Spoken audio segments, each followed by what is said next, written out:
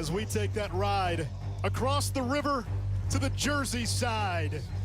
There's the hungry and the hunted.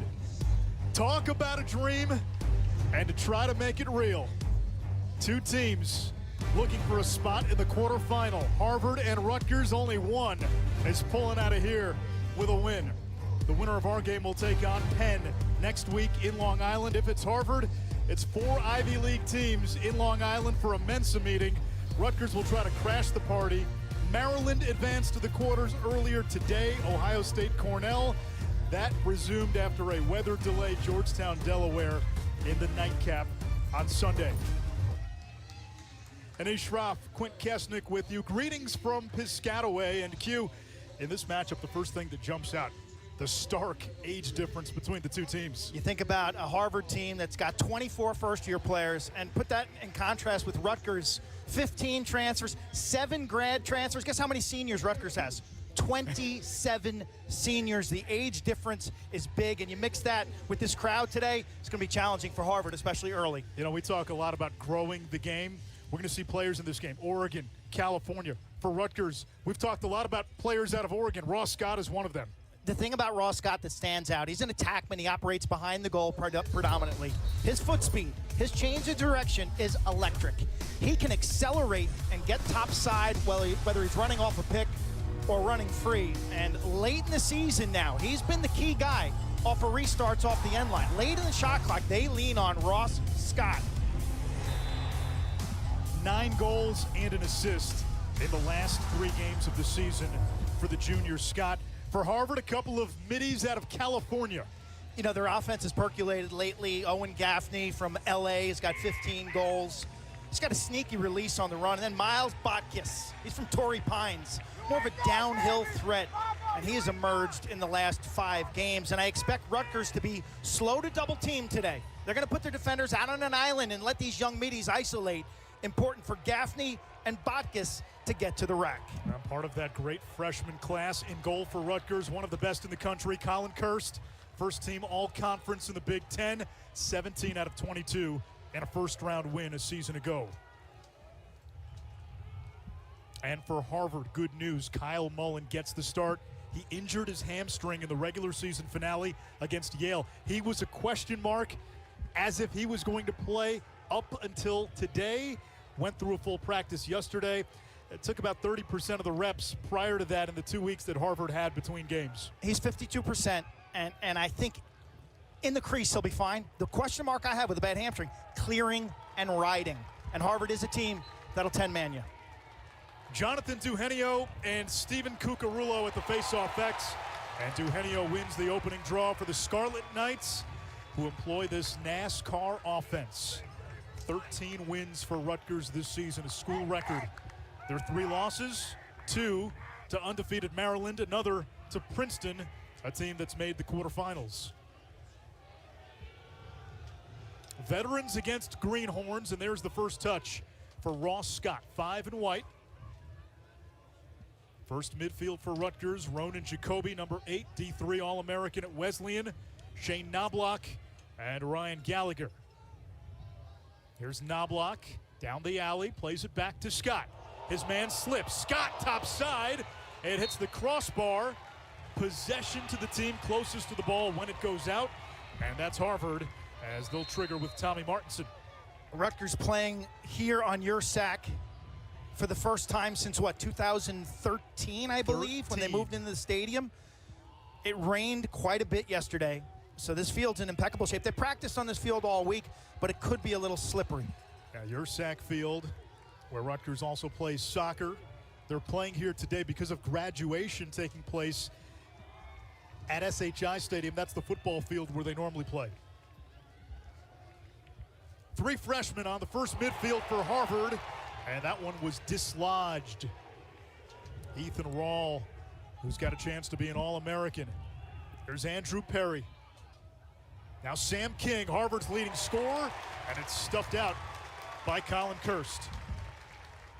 Bad shots get punished when you're playing Rutgers. They're a terrific clearing team. Off of clean Kirst saves, they love to run. 91% clearing, tops in Division I. Born to run. Now that's one on the counter. Here's Mitch Bartolo, cranks, saved by Mullen. Rebound is loose, and it's scooped up by Scott. New 60-second shot clock. Here comes Knobloch. Knobloch to the cage, turned away, and it's Chase Strupp off the rebound for Harvard. And a turnover by the Crimson. Here's the NASCAR offense. Numbers for Rutgers. Knobloch cranks and scores.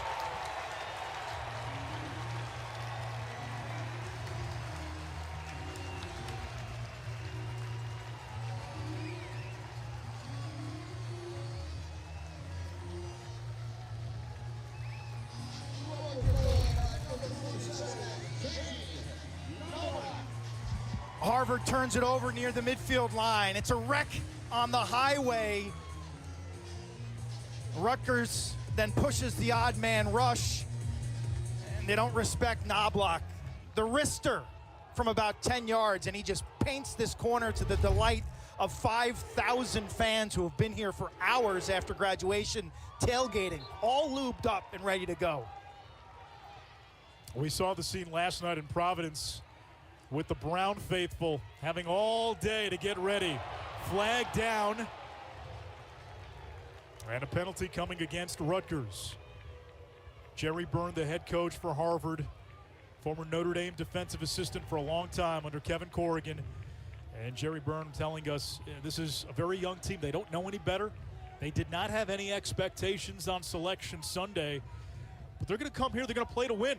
He said, we're not going to be conservative. We're going to be who we are, even though this is a Harvard team that lost 3 of 4 entering the postseason. Austin Medronic, Harvard's leading goal scorer, has it go off his cross.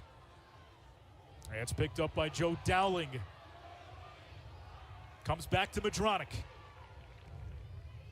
Jared Gene Felix closing on him. Actually, that's Bobby Russo.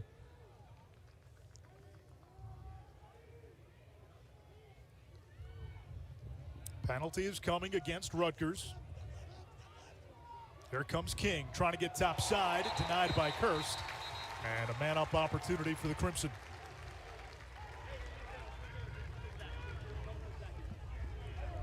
Rutgers, pushing, 30 seconds, shot clock decision. And the penalty against Rutgers, Brian Abbott, Mike Harold, and Patrick Kenny, our officials today. Chase Yeager doing a nice job. Junior from Virginia Beach with the hair, getting to that loose ball first. Harvard is not a great man-up team, only 29%. Rutgers showing a little pressure here on the perimeter. Not now. Owen Gaffney to his fellow freshman Andrew Perry. This one goes off the stick of Dowling. Gene Felix has it. Rutgers, man down. And they will hold up. Harvard has to settle in. We've seen some drop passes. Yeah. You know, tension is part of playing in big playoff games, and you got to get out there, get a touch on the ball, make some body contact with your opponent, like relax and just play. Second midfield now for Rutgers. Here is Michael Sanguinetti. This unit has been quiet the last few games of the season. Sanguinetti, Nick Tereski, number 12, Jack Amo, number 33.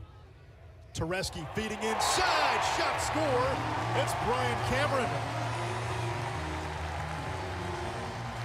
Big weekend for the Cameron family. His brother played for Princeton yesterday. Princeton beat BU. The family makes the trip here to Piscataway. And it's Brian Cameron with the early goal for the Scarlet Knights. He's one of those transfers after a successful career at Carolina. This is just too easy. Harvard's defense staring upfield. Cameron has all sorts of room in the slot. He arrived here in December for head coach Brian Brecht. Brian Cameron still has another year. And what Brian Brecht has done extremely well is hit the transfer portal. Rutgers has been the most aggressive and forward-thinking program in the country, the first to realize that the landscape has changed entirely. And you get a lot of kids who maybe are looking to New York City to pursue their future careers. You come to Rutgers, internships close by. It's become an attractive landing spot. And what Coach Brecht has done extremely well is maintain the team chemistry. Yeah. A Rutgers team that was in the NCAA tournament last year for the first time since '04. Back-to-back appearances now for the first time since '03-04. The last time they made back-to-back quarterfinals, 74-75. They might be on their way. Shane Knobloch with his second. And right now it's the veterans punishing the Greenhorns.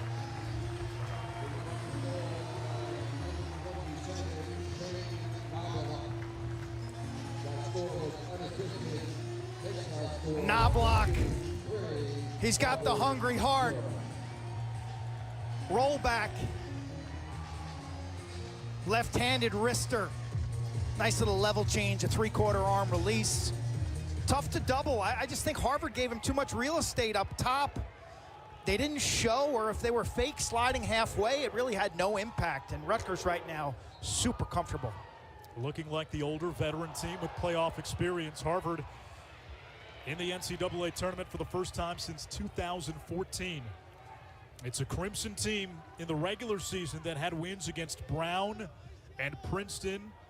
They beat Boston University, the Patriot League champions, but did lose 3 of their final 4, including a heartbreaker to Yale in overtime to end the regular season. They did not play in the Ivy League tournament. They are essentially going 5-on-5 here.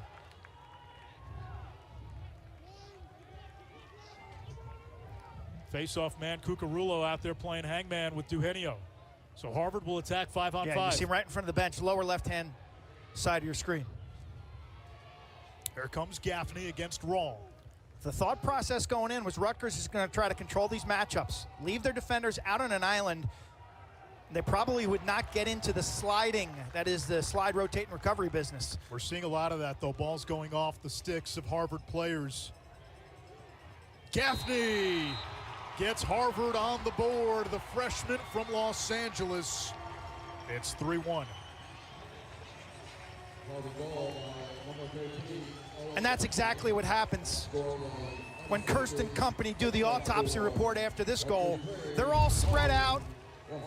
They leave their defender on an island with Gaffney, a little left to right. He goes down the alley. And what stood out by watching Owen Gaffney on tape, Anish, the sneaky release. The ball gets out of his pocket super fast. He's got good range as a righty shooter on extra man. He's been truly two-handed. First year out of Los Angeles, California. And picked up lacrosse in 5th grade. Go to the face-off XQ. Neither team particularly strong. But Duhenio wins this one clean. Plays it to the wing. Bartolo with a rocket. There's another one of the transfers. Bartolo coming over from Penn, where he was a captain. If Rutgers wins, they would face Penn in the quarters in Long Island.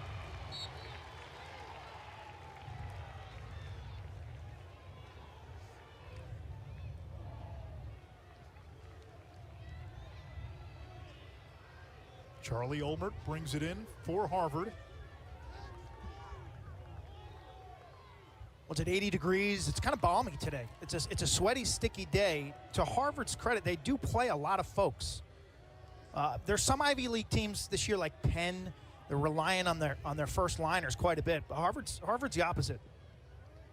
Nick Loring, 3 in crimson, back out there for Harvard. He did not play in the regular season finale against Yale. Shot save by Kirst. That one off the cross of Perry, who's got a big right hand.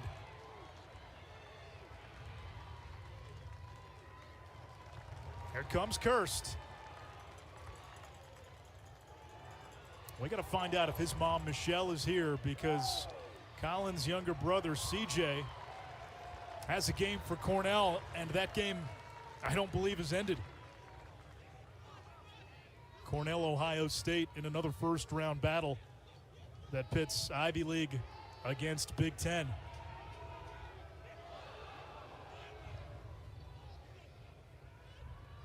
Here's Scott, so dangerous from X.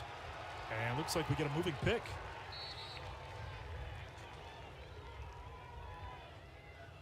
Chase Yeager, he's got the best hair of anybody.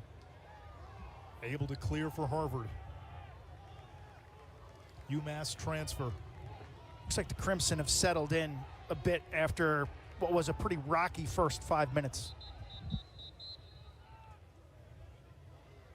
And we get a whistle. Guessing it's a shot clock issue.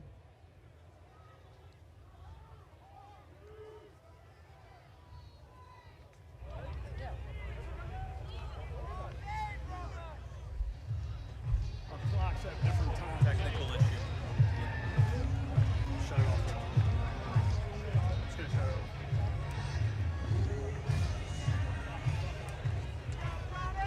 Get a good view of the crowd here. It's quite a setup. No, They sold over 4,200 tickets. Ask them if they want to go. Graduation earlier this morning. Many people stayed in the parking lots. That one down there was at 69. Yes. Gorgeous scene on this Sunday commencement for Rutgers earlier today. There is a shot clock issue, so they're going to work on the shot clocks. While they do, we'll step aside on a beautiful day here in Piscataway.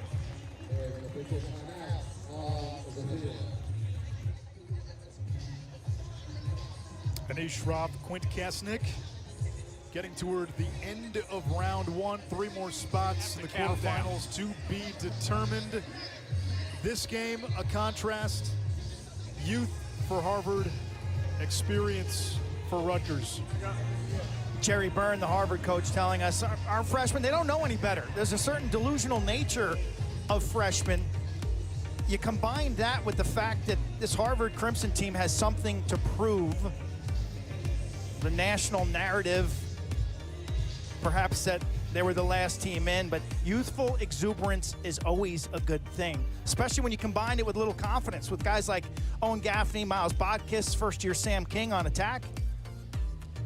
And on the flip side, we asked Brian Brecht, where does experience come into play this time of the year? And he said, hey, guys are better prepared to handle added media attention, graduation, final exams. They've been through that last year when they had to go through the same gauntlet before playing in postseason games. And history is important, okay? This Rutgers team last year in the first round traveled to Virginia to play Lehigh on grass at Klockner. They played great that day. They dominated the Mountain Hawks. They lost the quarterfinal last year up at Hofstra against North Carolina, a game they should have won. A game they had a lead, and they couldn't clear the ball late in the game, and they gave that lead away. I can tell you, man for man, walking. We were downstairs when they're walking in. It was all business today. This is a team on a mission.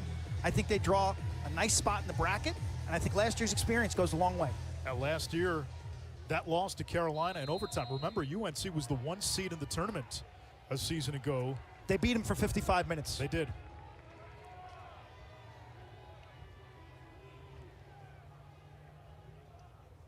Harvard has put all 4 of its shots on goal today. Gaffney whips it wide, and that's the first shot off the mark. There's Lucas Hilsenrath. No flag. Might have been a shot to the helmet there. Gaffney working on Ethan Rawl, one of the better long stick middies in the country. Now Harvard attacks the shorty. Saved by Kirst. Rebound loose. His best stop of the day so far. I give Harvard some credit, though. That underneath dodge from the wing was really smart, knowing that there's no double team coming. So Jerry Byrne has his offense really well prepped for a Rutgers defense that's not double teaming. Now Bobby Russo throws it away. Harvard will get it back. So a little pressure that time by the Crimson. Harvard will launch downfield, and Sam King, the quarterback of this offense, he's so critical. The last 4 games where Harvard went 1-3, King only had 2 goals and 2 points and shot 2 for 15 in those games. It's a first year out of Gilman in Baltimore. What's he got, 43 points. He can ISO, he's the quarterback. He's got to get bigger, faster, and stronger to turn the corner. Hilsenrath denied by Kirst. Cat-like reflexes out of the cage, and Off of a save is when Rutgers normally likes to push its transition, but here... And Harvard's done a nice job, Anish. They've dropped back. Yep. They've given ground, but they're not giving up odd man rushes or transition. Kirst is really good when he comes up with clean stops, throws gorgeous rainbow outlets. It's one of the reasons he was taken in round 3 by the PLL, the Cannons.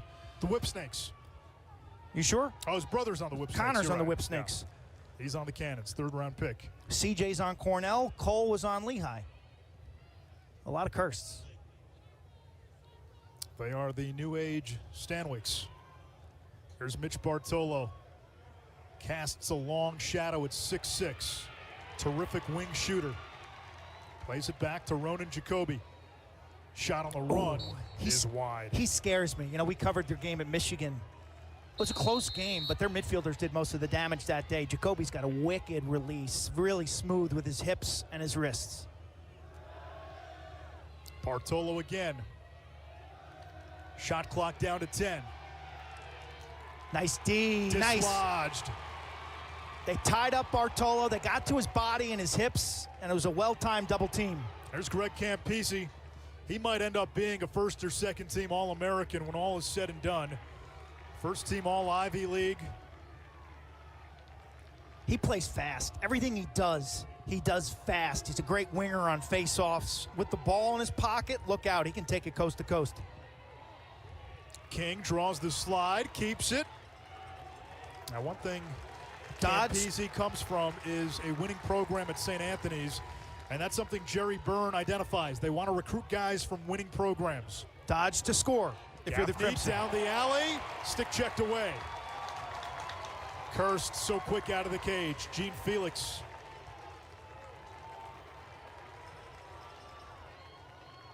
Jerry Byrne told us stopping Rutgers transition job number 1, and then this portion here, the sub portion, the early offense.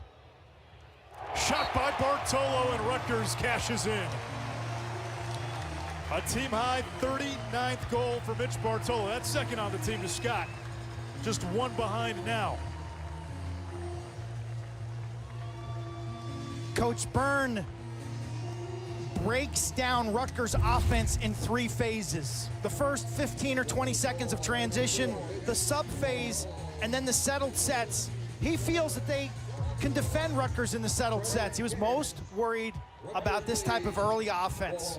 Bartolo, an attackman by position, a midi by skill set. Remember at Penn, he was a midfielder. He's really good in space. He's 6'6", and he's a tough cover. He's another PLL draft pick, 4th round to the Redwoods.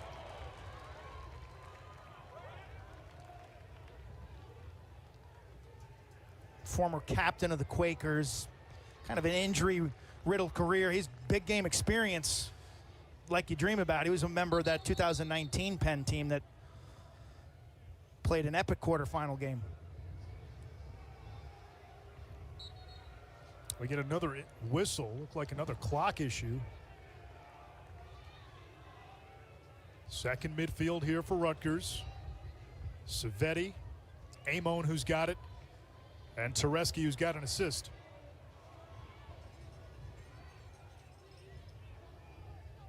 Here's Ross Scott. He's lightning in a shot glass. Back up top, Tereski. Without a goal in the last 3 games, working on Yeager. Losing Yeager, bounce shot, save Mullen. That'll reset the shot clock, and the rebound comes back to Scott. Harvard plays a man-to-man defense, coached by one of the best in the game. That's their head coach, Jerry Byrne, the minister of defense. If you're a young defensive player, watch the body posture of these defenders. Stick out and in the numbers. Great base. They bend their knees. Amon down the alley, tough angle, it's not there. It'll stay with Rutgers. I had one coach tell me, when you play a Jerry Byrne defense, it's like attacking the Death Star. There is a weakness in the middle, but it takes a high-risk pass often to probe that weakness. They don't care about matchups. They'll switch. Bartolo lost the stick.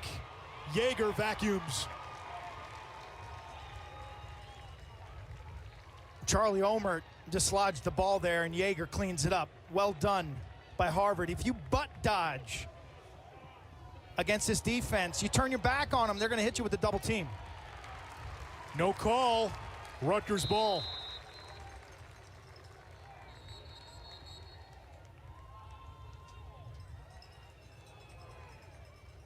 We get another stoppage. Tereski limping off the field. Yeah, again, issues continue with the shot clock. So they had to reset the shot clock. That helps Harvard, quite honestly. Yeah. Rutgers is a team that wants to get it and go, and all these stoppages, slowing the game down, benefits the Crimson. We're in New Jersey. Can we make a couple of calls? I got a guy. I got a guy.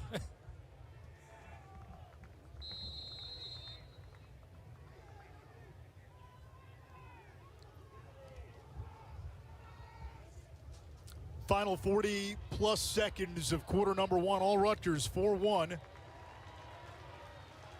There's Ryan Gallagher, 5-year starter, senior captain. Scott, marked by Tommy Joyce, gives it up. 25 seconds to go in quarter number one.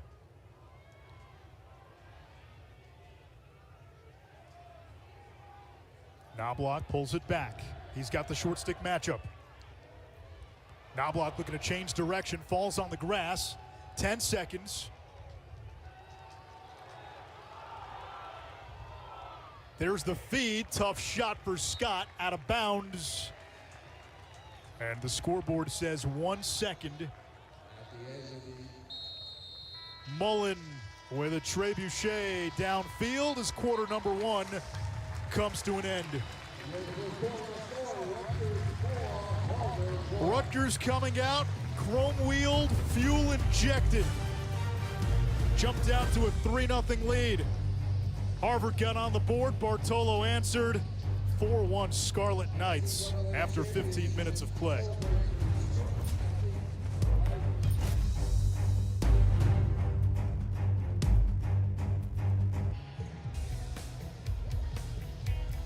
Five teams have punched their tickets to the quarterfinals. Maryland and Virginia, a rematch of last year's championship. We get that in the quarters next week in Columbus. Princeton, Yale, they head to Long Island. Penn is headed there too, and Penn will get the winner of our game. Ohio State, Cornell, you can watch that game over on ESPN News. Delayed by some weather, Georgetown, Delaware, later tonight.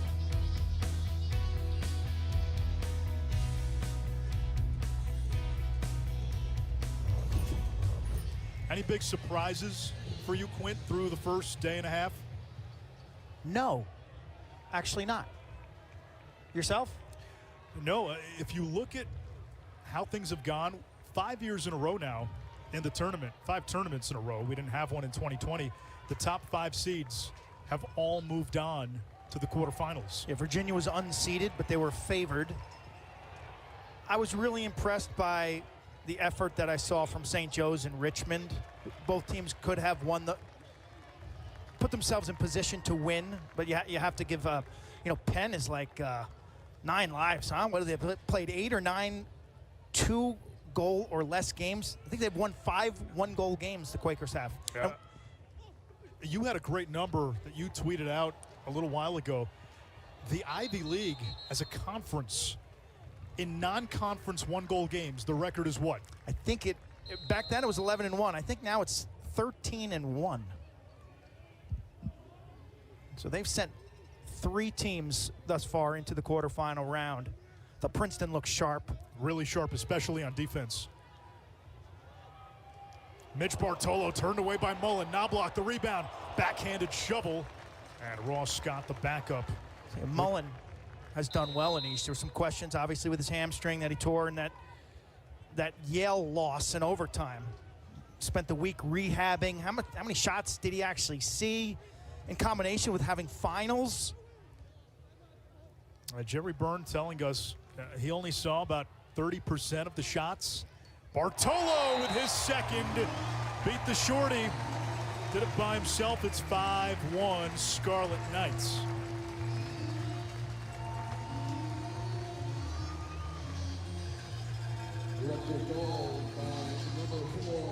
If you're Mitch Bartolo, you're saying, I'm on fire. As I said earlier, he's an attackman, but he operates from a midfield position, much like Rutgers used Connor Kirst last year. So he gets to run downhill. Harvard's, they don't care about matchups, and they put a short stick on Bartolo, who's 6'6", graduate student here. That's just not smart for Harvard's defense. You can't give him a full head of steam from that range. Here comes Kamish going quickly. Scott right there. There's that NASCAR offense. There's some Thunder Road.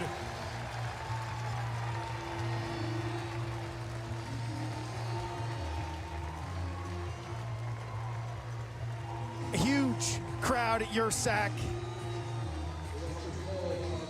And there'll be no surrender from the Scarlet Knights. What they do best is push the pace. Bada bing, bada bang, bada boom.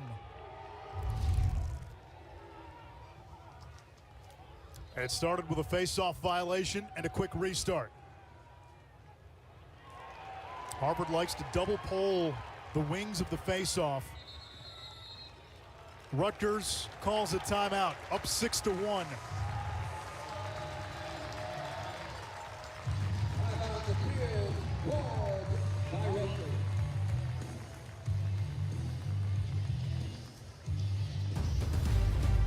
The Scarlet Knights looking to build off an NCAA tournament appearance a season ago. They've come out looking strong, up 5 on Harvard.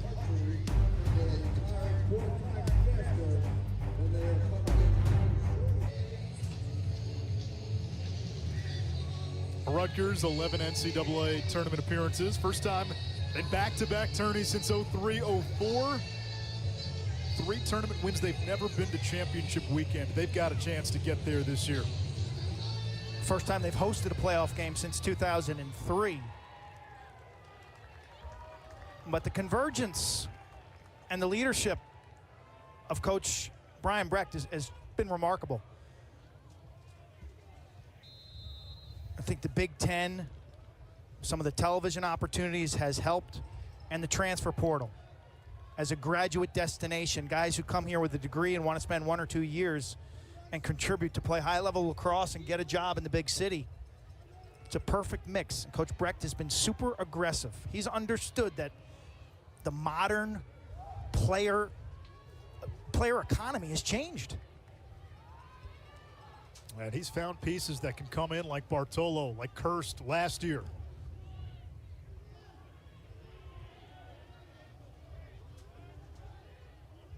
Here's Amon.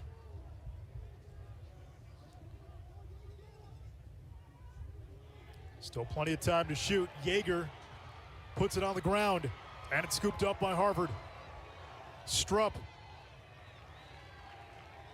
And now Dearth able to get it across.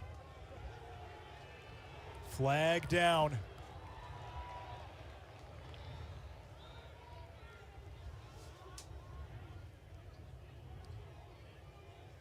Austin Madronic, 33 in crimson. Andrew Perry, 41. He's got the ball now. He's started now 5 straight games in the last 4. 9 goals, 3 assists. Look, Harvard can score goals. The last 2 games of the year, they put up 19 and 16 goals. They were running by people and scoring unassisted. Having trouble winning one-on-one matchups today, though. King turned away by a shorty. That's Tommy Coyne, another 5th-year senior up against a freshman. Crimson season was made at home, and a great feed. The finish is not there. King able to retrieve. 20 seconds to go on the shot clock. Comeback win over Princeton, where they ran the Tigers off the field 19-16. Another shot clock reset, and remember, Harvard will go man up. Here's Madronic toward the cage, and there's Kirst slamming the screen door once again. Kirst has been a brick wall. A stone pony. Ideal size for a netminder. I mean, he's 6'1", 6'2". There's not many windows. 6 guys out. We have White, number 33, offsides. 30 seconds. White, 33, offsides. 30. Patrick. Amon offsides, a 30-second man up for Harvard. Crimson today 0 for 1 with the extra man on the season, sub 30%. It's a good look at Jerry Byrne. 16 years at Notre Dame. UMass class of 86. Longtime assistant under Kevin Corrigan. Perry, there's Botkiss, and there is Kirst. That's too easy. That's just too easy for Kirst. He was sublime. Look at this. He's going to step out over that line. You can go over and back before that shot clock hits 60. Gets rid of it. A roar from the crowd and the Rutgers bench.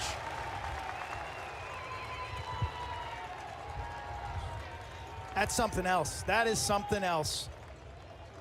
You know, when he finished the year last year, I thought by a wide margin he was the best goalie in the country. His performance earlier this year, February and March, probably not to that same level, but man, I sense he can see the finish line. And having last year's playoff experience, I expect him to be outstanding in this tournament.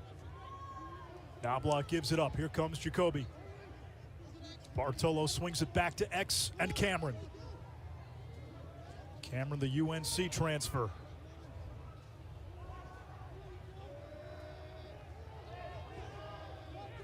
Knobloch spins around, shot blocked. Olmert picks it up in stride. And let's see if Harvard can run. Olmert's done a great job all season. 4 in Crimson, a senior from Severn in Annapolis, senior class, great academically. He's led this young team. Timeout by Jerry Byrne. Charlie Olmert in a history and literature concentration. You start to think about what the Ivy League players had to endure. 2020, this was the best league in college lacrosse, Quint. Cornell was number 2, Princeton was number 3, Yale and Penn both looked like championship weekend contenders. The season's cut short. There is an exodus of talent to the transfer portal. And then 2021, the Ivy says, no, you can't play. Everybody else is back and playing, but not the Ivy League. Jerry Byrne, yeah, he takes over during this mess in 2020. This is his first full season. He was telling us, he gave his guys a book to read about Ernest Shackleton's story of his trip across Antarctica, and they got into the travails and the adversity that he faced. That was a message, hey, there are going to be roadblocks in your path, but you have to overcome them. He told us, I forgot what normal was. It's a man who also admitted, we held few Zooms. Right. And he's recruited young players from winning programs with the belief that they can transform the Harvard program into a national contender. And I think they're on the scene a year or two earlier than anticipated. Yeah, no doubt. This is going to lay the foundation. There is a lot of young talent in Cambridge. We remind you, NCAA men's lacrosse coverage continues next weekend for the quarters. Columbus, Ohio, Hempstead, New York, the 2 sites. The action begins Saturday, May 21st, noon Eastern on ESPNU. For more information on the 2022 Men's Lacrosse Championship, visit NCAA.com, your home for all 90 NCAA championships. We're headed to Long Island. I hope to see everybody at Short Stadium, Strong Island, and then how about we pack the shoe? Can we pack the shoe?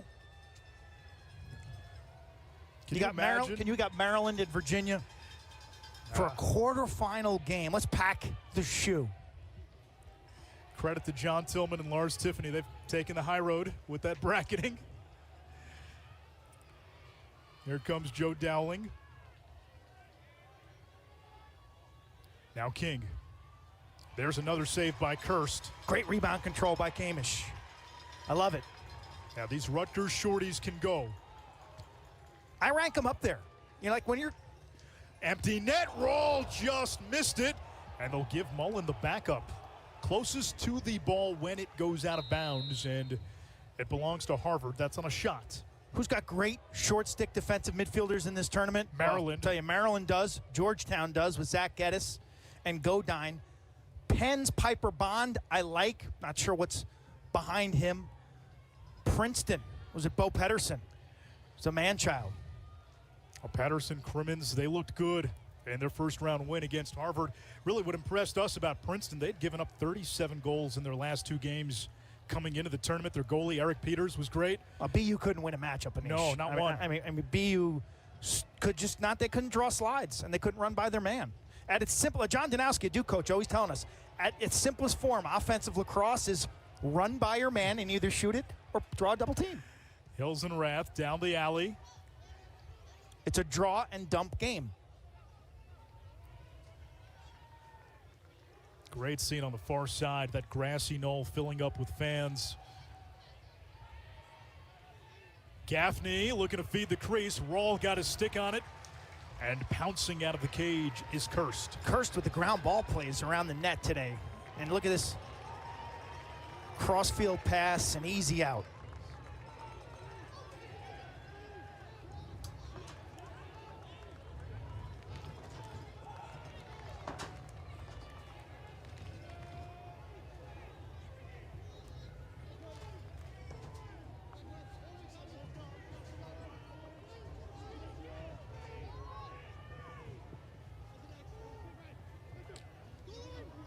Here comes Cameron.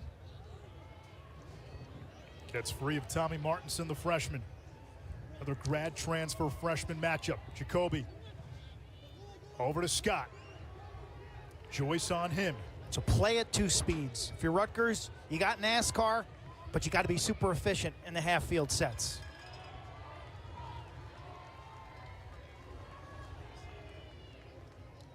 Knobloch down the alley. Likes that rollback. Campese was right there, now picked up by Joyce. As you said, Harvard doesn't care about matchups, shot clock in single digits. Bartolo whisks this one high. Nicely done by this young Harvard defense.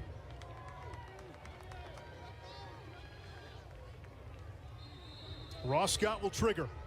5 to shoot. Eyes up. Scott looking to feed the crease. And too high for the 6'6" Bartolo. It'll be Harvard ball.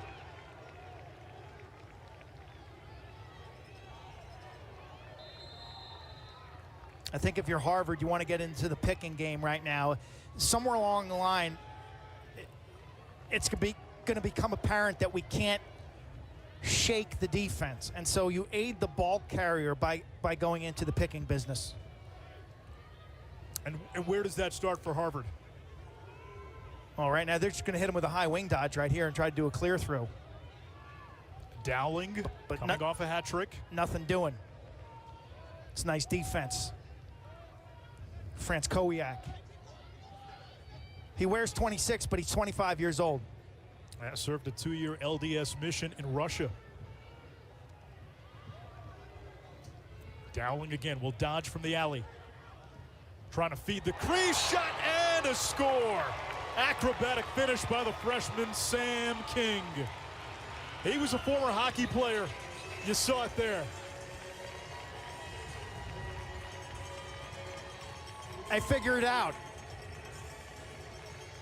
Starts with a high wing dodge. Angles are critical in offensive lacrosse. Head to that near post, which draws the double team. The defense has to rotate from the far side of the field to the near side. And they leave the man in front wide open. So that is the best team offense we've seen from Harvard. King with the finish. Dowling, first-year player out of Deerfield, with the assist. First goal in more than 17 minutes for Harvard. Crimson win the faceoff. It's Kyle Massimilian. His brother Dominic was an all-Ivy League faceoff man at Cornell, and Kyle has been the number 2 this season to Cucurullo. And Jerry Byrne telling us, hey, ignore some of our faceoff numbers. 41%, second worst team in this NCAA tournament behind Manhattan.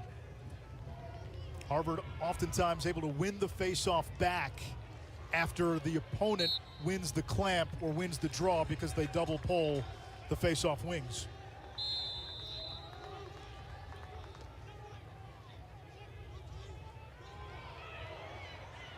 Shot and a score, and there's Perry off the feed from Sam King. And all of a sudden, this young Harvard team with a little life. Growing up. Don't stop believing.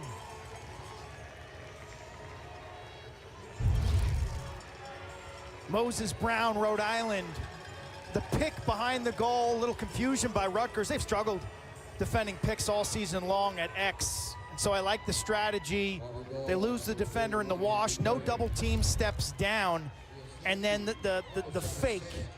Get the goalie to commit. That strong fake and shoot hard for net. Well finished. You mentioned Harvard needing to go to the pick game, and we've seen it offensively. Massimilian stays out there. This faceoff won by Rutgers. Danninger. Back to Duhenio.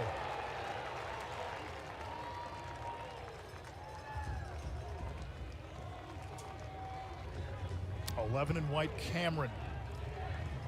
He wasn't much of a feeder at North Carolina. He didn't have to be. He has shown better passing skills this year than maybe a lot of us anticipated.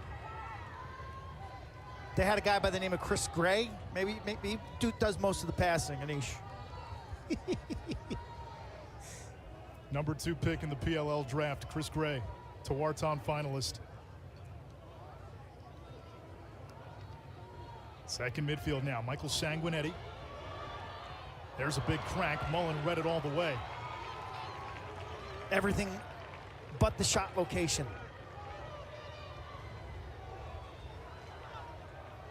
Chase Strupp, the junior out of New Canaan.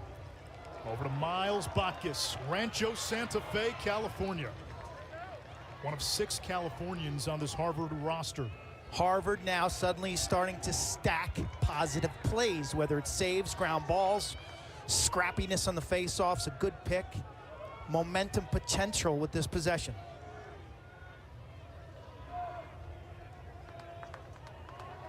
Here's Botkus. He excels getting underneath. Tried to do it there. Draws the slide, plays it to the wing, shot, score, Gaffney, freshman to freshman, and it's 3 straight by the Crimson.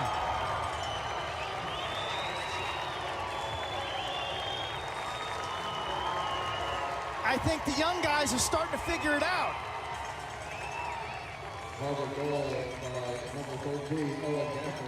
Wing to wing.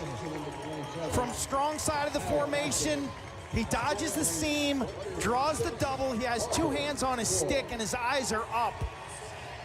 And Gaffney gives him a visual target. He flashed that stick to his teammate. Catch and release in motion with rhythm and flow. And he beats Kirst down low. 3 straight for the Crimson. New ball game. Duhenio and Massimilian. It's Duhenio. Over to Bartolo. Too high. It'll stay with Rutgers.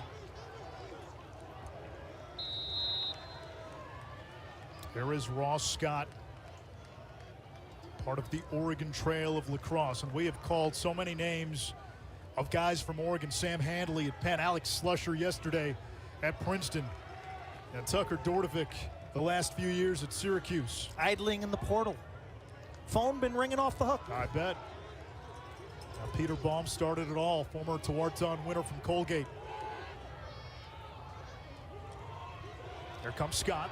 There's the double. Harvard excels in that slide and recovery package. Bartolo back to Knobloch, still plenty of time to shoot. 3 straight Harvard goals after it was 6-1 Rutgers. Bartolo spent a lot more time up top in the formation than a couple weeks ago when we saw them at Michigan. Their offensive coordinator, Eric Saramet, has made that adjustment later in the year. Former Air Force head coach. Crease feed, Cameron! Like the Death Star. You gotta find that tight space. You gotta find the weak spot. And it's Cameron right on the inside.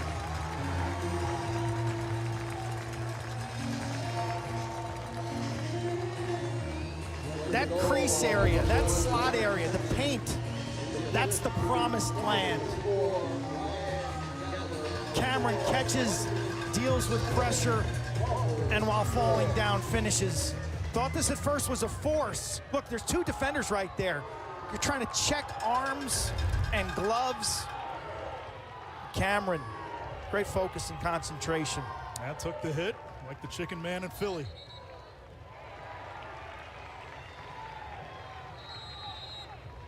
Face-off violation on Rutgers.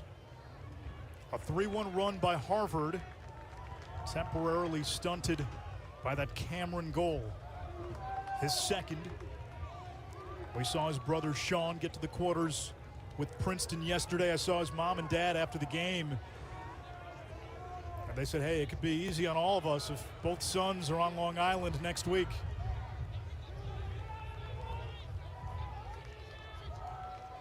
Here's King. He's got the short stick and Coyne. A goal and an assist so far. Cradles the crease. And a little too high. Coyne made a nice recovery as you see King. Coyne's his 5th year out of Illinois. Seen a lot of those matchups, right? 5th year, senior versus freshman. Coyne's like a former starting attackman for Rutgers years ago. Yep. That's a good stop, man. Cursed his eyes, the hand speed, the balance with his feet. That was a high release to a low location, Anisha. Super difficult save. 10 saves now for Kirst. His brother CJ has 5 goals today for Cornell, the last time we checked. King looking to shake Gene Felix. There's the help, the crease feed, Hayden Cheek. The junior out of Massachusetts, who is unequivocally the best golfer in this NCAA tournament field. He qualified for the U.S. Open in June in Brookline, Massachusetts. Are you serious? Yes. Harvard's figured this thing out. Nice change of direction. The double team. And then the communication off ball for Rutgers is not what it needs to be. Cheek with the fancy finish, the twister. He's got great hands. Been battling that knee injury. You see the brace on his left knee. And you see the golf accolades. Mom and 2 brothers played lax at Harvard, a junior with only 4 games under his belt. Another face-off violation. This is big. This is big. Huge push. Harvard down 6-1 at one point with a chance to cut it to 1 before halftime. In the midst of a 4-1 run. Botkus has been a part of it.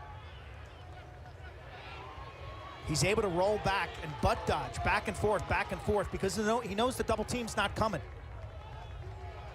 If you do that against a team that double teams, you turn your back to them and you get sandwiched, you get pinched. Dowling against the 25-year-old France Kowiak.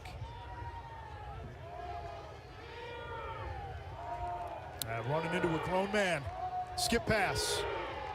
Madronic. Here's Botkus. Couldn't catch and shoot it. Comes back to Rutgers. 20 seconds. Now loose on the ground. Popped into the air. Madronic has it. 15 seconds. Here's King. Bounce shot. Kirst, another save, and clamps down. And that will get us almost to halftime. 2 seconds to go in the second quarter.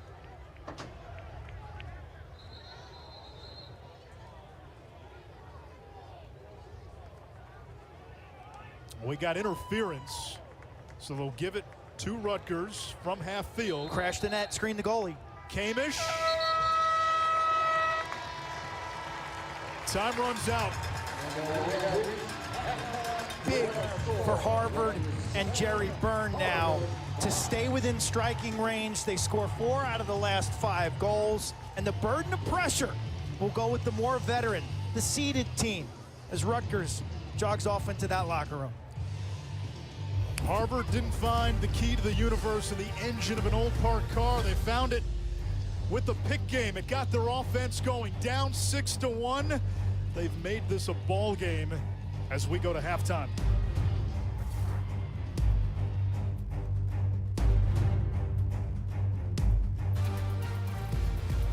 Back here in beautiful Piscataway, New Jersey, Rutgers playing at Ursack Field for this first round game.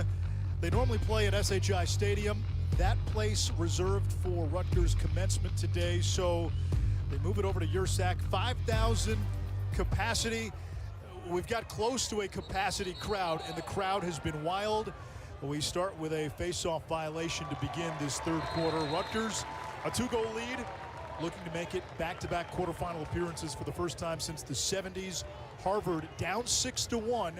They've made this a 2-goal game, looking for their first NCAA tournament win since 1996. Scott dusting his defender, just couldn't punctuate. The help arrived on the scene. Thomas Martinson, 34 in crimson, to just take away enough topside angle where Scott had to rush the release. Low shot, 5-hole, and a goal. Ryan Gallagher, two-time captain, the fifth-year senior. It's 8-5.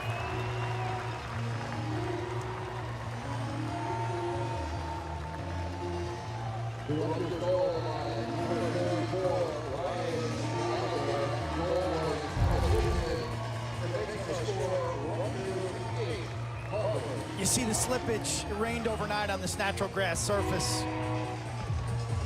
Rutgers playing their first game of the year on grass. I believe the same is true for Harvard. It is. No double team. Gallagher's had a big day. He's got 3 points. Harvard again with the double pulls on the wings. We get a hold. It's against Harvard. So Rutgers ball.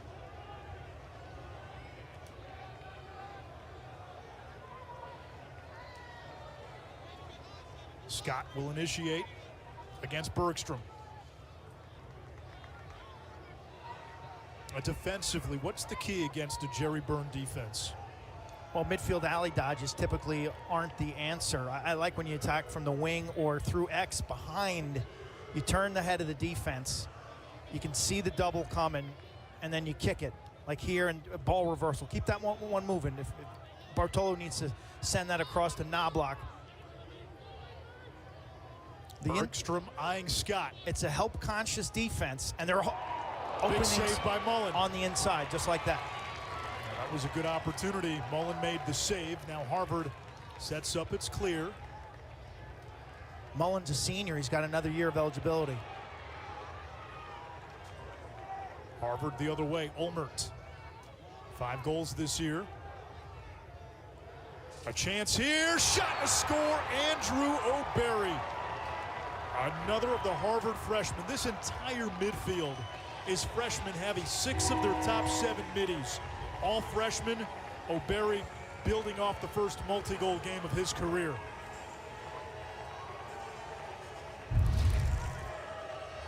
This is a team last week that had practice when they were in purgatory. Not sure whether they'd be in the NCAA tournament or not. It was finals week.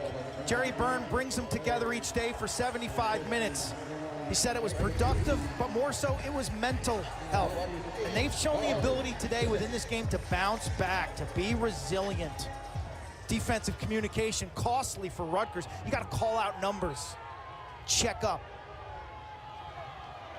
Duhenio wins the faceoff. Rutgers dominating that category. Duhenio streaking toward the alley, and he'll wheel it back to Ross Scott. Harvard's gotten used to getting dusted in the face-off department this season. It's really amazing that they're 8-4, 3-3 in the Ivy after being, what, a 42% face-off team? That just doesn't happen. The Ivy as a whole, though, Q, we didn't really see that dominant face-off man. Chance here for Rutgers, and they cash in. That had to be Ross Scott. Portland, Oregon. West Lynn, Oregon, to be exact. Take a bow. He's a Seattle Kraken fan. Best logo in sports. Loves his coffee. Grinds his own every morning. And he's playing at hyper speed. Watch it change its direction. Little hockey stop and the roll. I mean, he clears that defender by a good 7 feet. The ability to change directions like a wide receiver, like it reminds me of like a slot receiver getting off the line of scrimmage, Anish. That plant and go, that separation quickness. Coffees for closers. He and roommate Colin Kirst, the Rutgers goalie, they make handcrafted coffee every morning. I love it. I love it. I grind my own beans every day, 1 cup.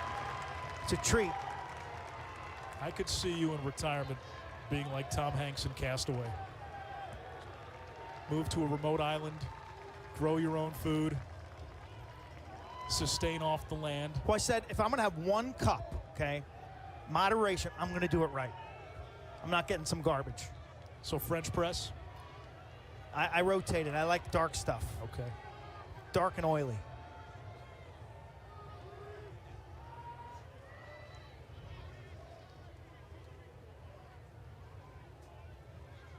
Jacoby's been quiet today.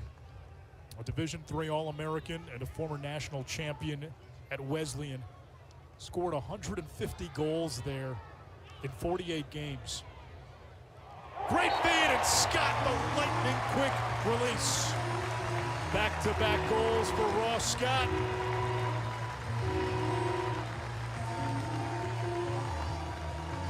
Offensive coordinator Eric Saramet making some adjustments in the half field. Invert, that is a midfielder dodging from behind. He curls topside, automatically drawing the double team for Harvard. And Scott is just left with a little bit of a vacuum, a little bit of a soft spot. Simple catch and finish. Another face-off violation on Harvard.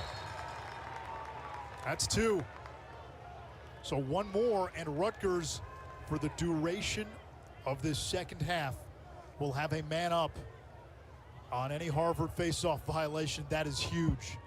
Looks like Rutgers really intent to attack in the second half from behind the goal.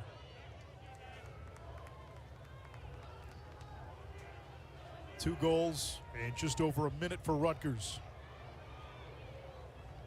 There's Daninger, another Pacific Northwest kid, Lake Taps, Washington.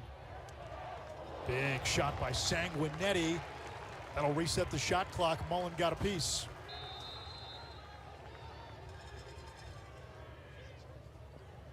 Scott, Rutgers' leading scorer. 3 today. Wheeling. And his pass is knocked down. And off the ground, there's Harvard and Tommy Martinson. Let's see if the Crimson can push. Tough to connect on that Rutgers pass to the crease. Matt Ward last night during that Brown-Virginia game made an astute point when Schellenberger fed Peyton Cormier. Sometimes those extremely tight passes are tough to catch. After the turnover, Harvard gets it back. Unsettled for the Crimson. They got a man on the doorstep. It's Cheek, turned away by Kirst. No goal, Harvard in the crease.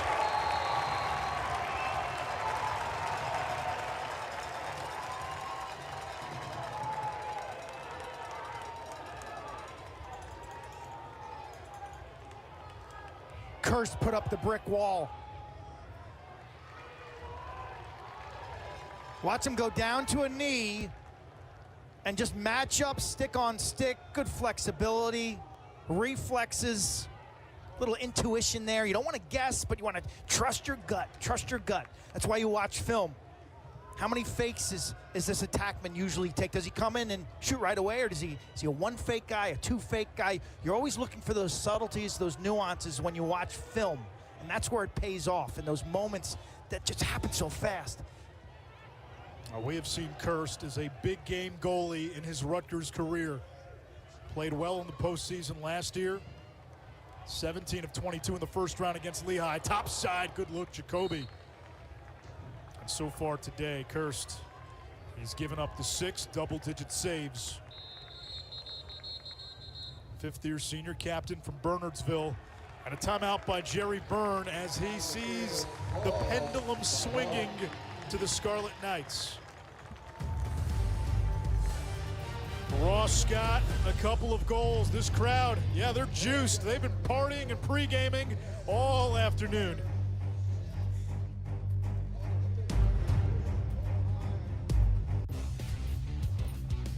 In a state where you can't pump your own gas, Ross Scott has been putting the pedal to the metal. You see the skill set. He does everything exceptionally fast. He's speeding on the Parkway. He's got 3 goals.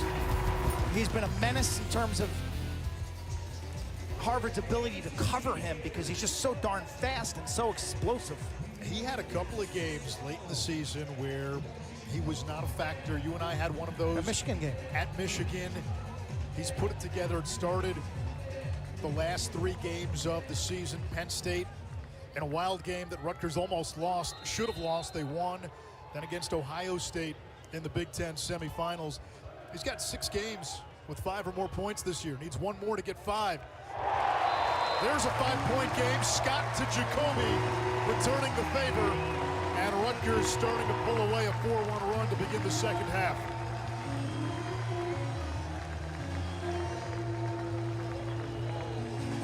Jungle Land on the far hill.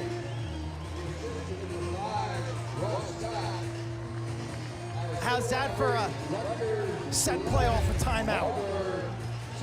I see your timeout and raise you a pick and a matchup change.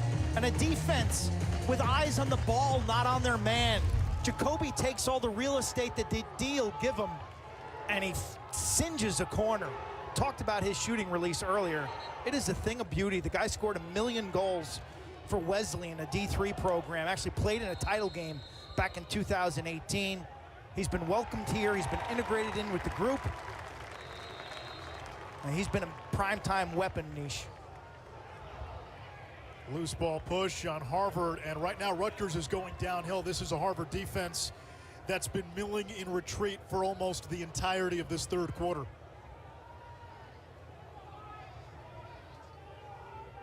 There comes Cameron. Bartolo. Now block the skip. Now block. The hustle, and it'll be Harvard ball. Sensational. I mean, sensational team offense by Rutgers. Maybe their best possession. Multiple passes. I love the spacing. But Kyle Mullen, kick save.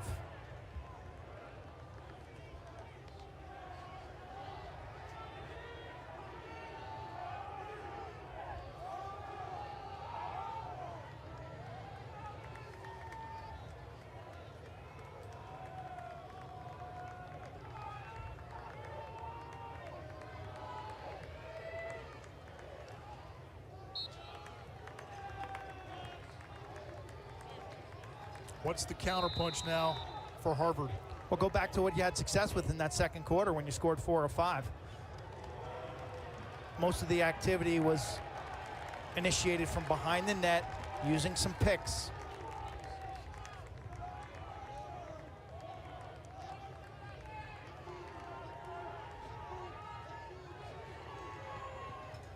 Dowling, cheek.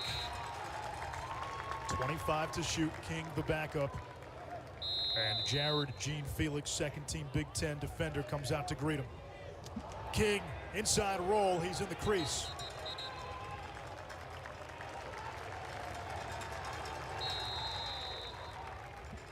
Harvard's done a nice job getting back in the hole and avoiding any kind of quick strike.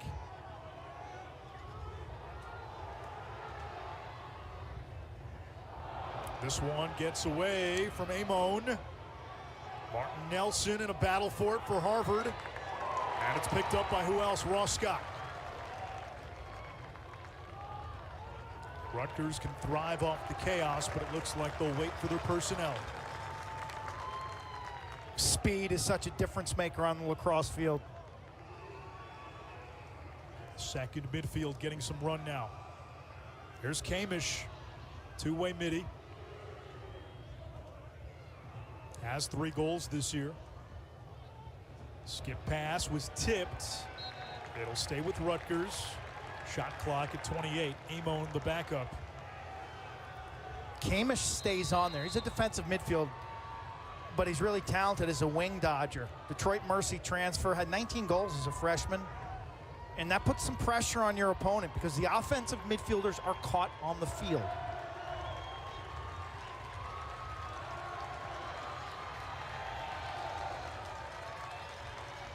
Tereski on the invert, save Mullen. Ball loose in front. Mullen secures.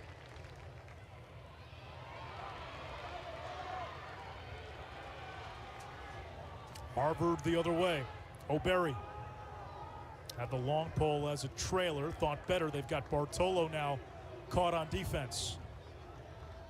It's a former midfielder at Penn.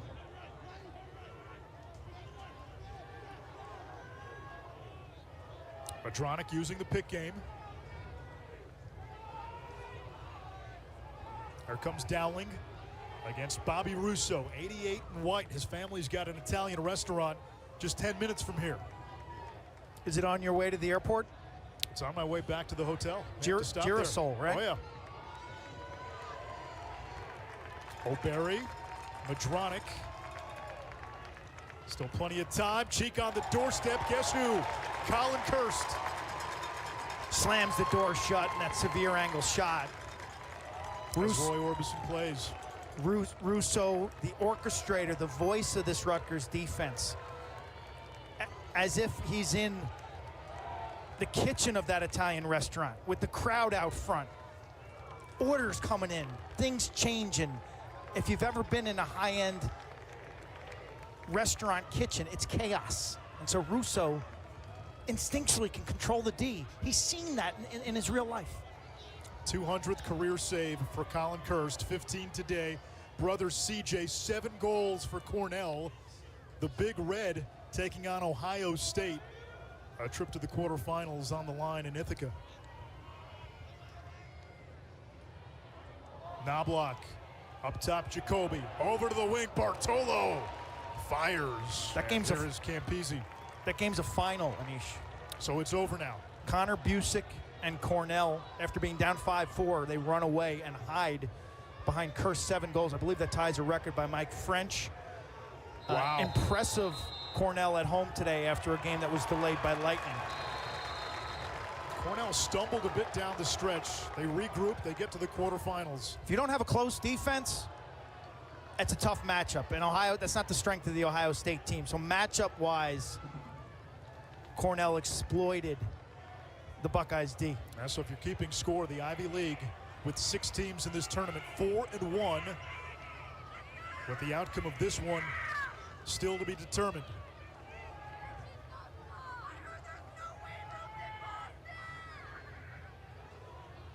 Rutgers matching its largest lead of the game. They led 6-1. Harvard got to within 2. 4-1 Scarlet Knights in this third quarter.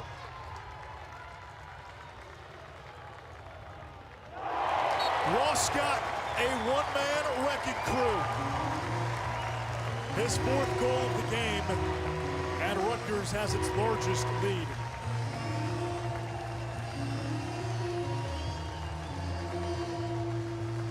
This release is next level. It's pro-like in this deception. Everything he does fast. Left to right move, he beats his man top side. He's got a yard or 2 of clearance. The release from the hip to the upper shelf. Here it is again, 2-handed cradle. His eyes are up as if to say, if you double me, I'm gonna feed it. So he's a 2-way threat there when he gets past north of the goal line extended.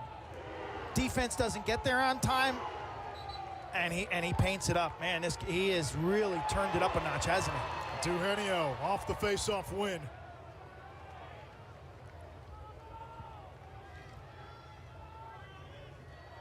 He was a non-factor, Anish, in that Michigan game that we covered out in Ann Arbor. That was late April. The attack, they were very kind of not involved. It was really a midfield-oriented day for Rutgers. It was a game Rutgers was seemingly in control until a late Michigan rally. And then against Penn State as Cameron bounces one in.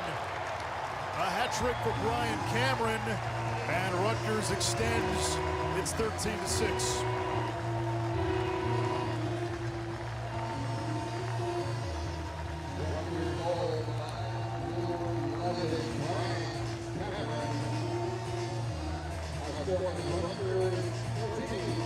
Carolina transfer.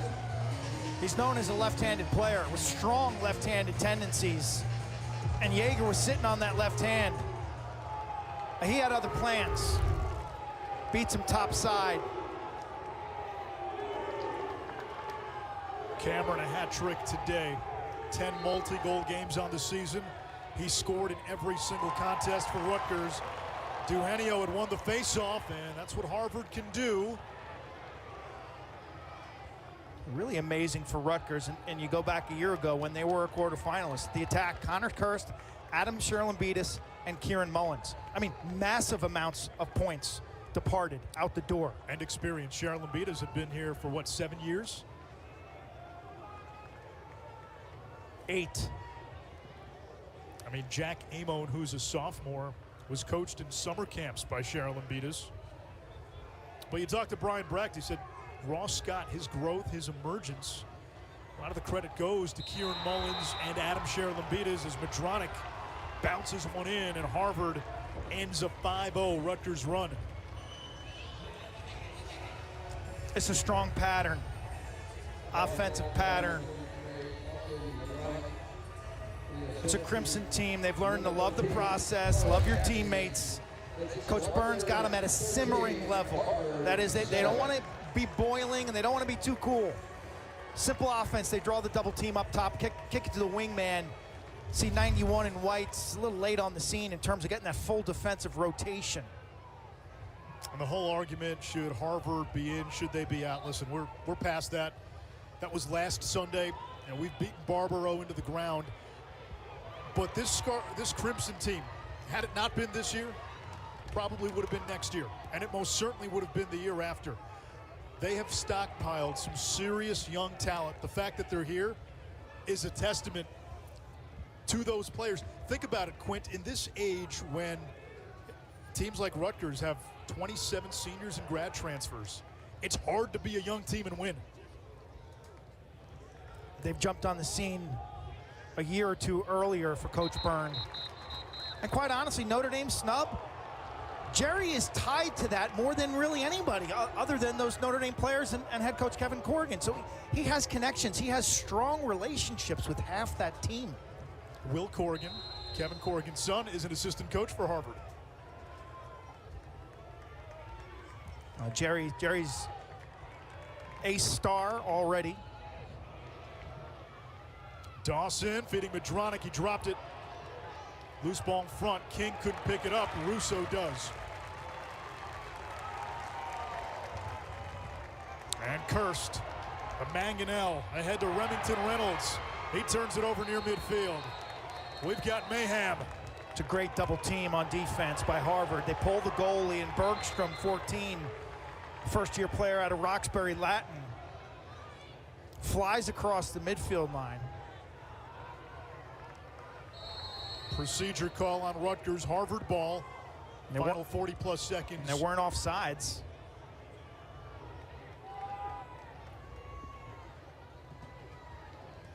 That one missed the cage off the cross of Perry. Continuing to attack.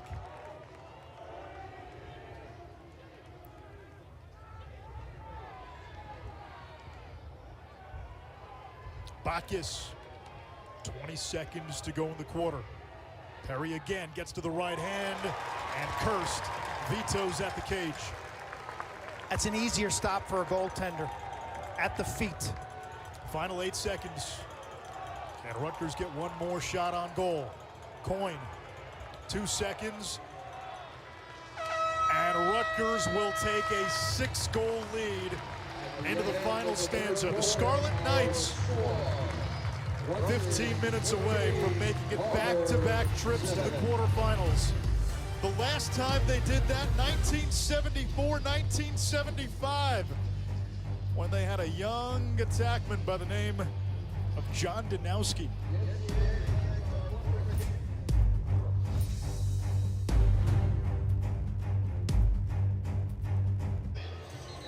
Rutgers jumped out to a 6-1 lead in this game. Harvard rallied back to get to within 2 at the half, but Rutgers exploded for 6 third-quarter goals, and the Scarlet Knights 15 minutes away from a quarterfinal trip.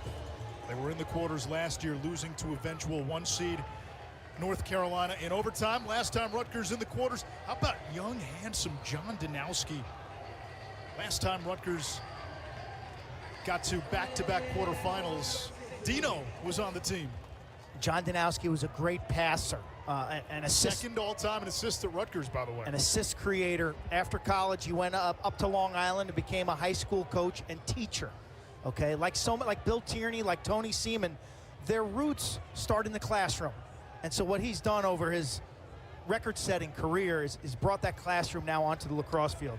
Started at CW Post as an assistant for Tony Seaman, became the head coach at Hofstra, where he basically had a whole career separate from what he's done now at Duke.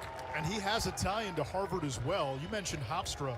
The last time Harvard won an NCAA tournament game was 1996, first round against Hofstra, coached by John Donnowski.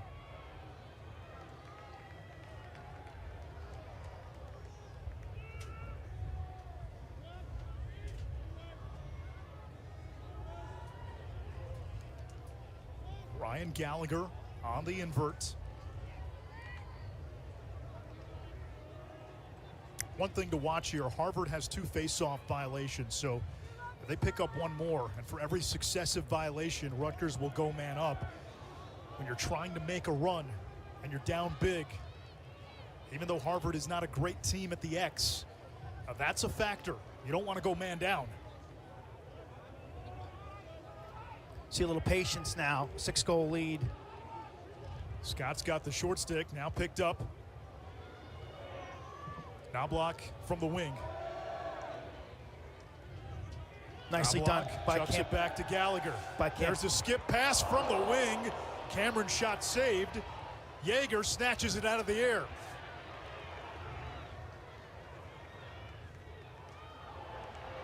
This is dangerous now, middle of the field. Campese whiffs. Able to get it back, shovels it ahead. Harvard running. And Ray Dirth had his shot stick checked. Ray Dirth, a couple of brothers who played Division I lacrosse, Cam at BU, Peter, an All-American and a 3-time captain at D-Midi at Syracuse.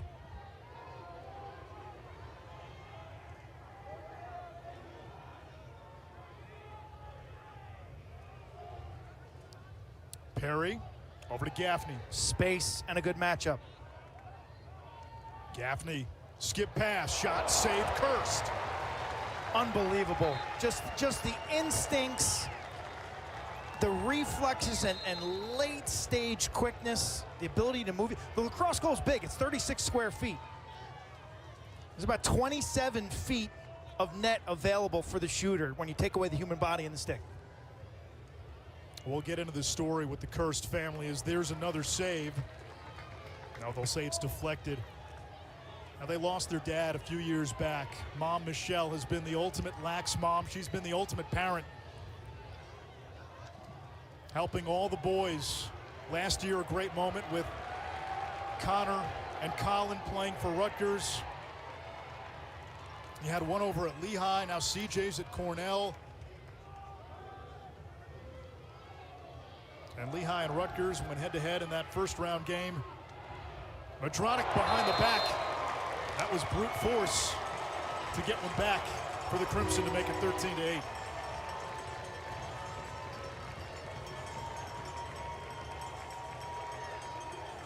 He's a senior from British Columbia via the Culver Academy out in Indiana. And he's rambling his way to pay dirt, willing to pay the price. He's been such a steadying force with those spats he likes to wear, and he tiptoes the crease.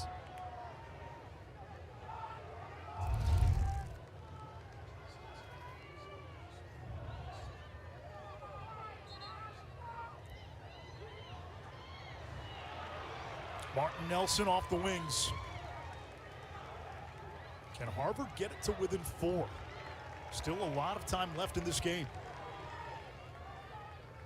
I think one thing we've learned, Anish, we've seen and called some games that teams with the lead don't keep that aggressive mentality. It was Jerry Byrne of Harvard who said to us this week on the call, like, if we're up by 1, we want to win by 2. Yeah. I think with the shot clock, that's the mindset that you have to have. You can't hold on to anything. Bounced in front of the cage, knocked out of bounds. That is off of Harvard. Rutgers ball. We saw it with Richmond against Penn at the end of the game. Thought we saw it a couple years back when Towson lost a home first-round game against the University of Maryland. The shot clock favors the bold. And you see it in other sports too. You see it in basketball teams. Sometimes with a lead, they get complacent. Then it's tough to get into your offense late into the shot clock. It leads to bad shots, which can lead to easy opportunities for the other team. Good things happen when you push towards the net. Yeah, I get killing some of the clock, but launch an attack. You could get fouled. You can get a reset off a shot. Good things happen with an aggressive mindset. Second midfield now for Rutgers. Mitch Bartolo! Looked like a little change-up bouncer. A hat trick for Big Sexy, and it's 14-8.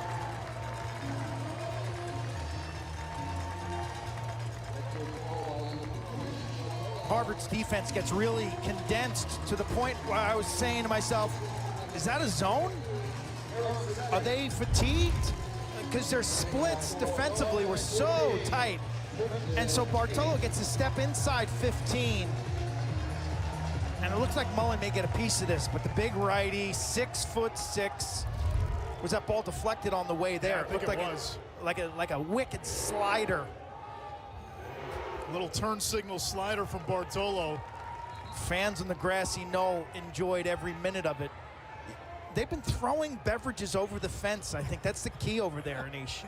Like, you can't bring that stuff into a stadium, but that's next to the parking lot. I think I see things going over the fence. I'm worried about my rental car now. I am parked in harm's way. I just realized that.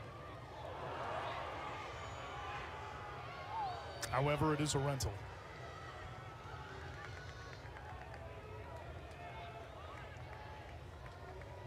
I got to fill it up on the way back. Full serve gas in New Jersey. Isn't that the best? Are you capable of pumping your own gas? I am now. Wait, you grew up in the state. When was the first time you pumped your own gas? It was on a trip from Syracuse back down to New Jersey. I had my car for a weekend as a sophomore, and it didn't go well. Here's Scott. All the way. Mullen got a piece, but it goes in. 5 goals for Scott. He's pumped 5 of them in for the Scarlet Knights. I love your glory days story.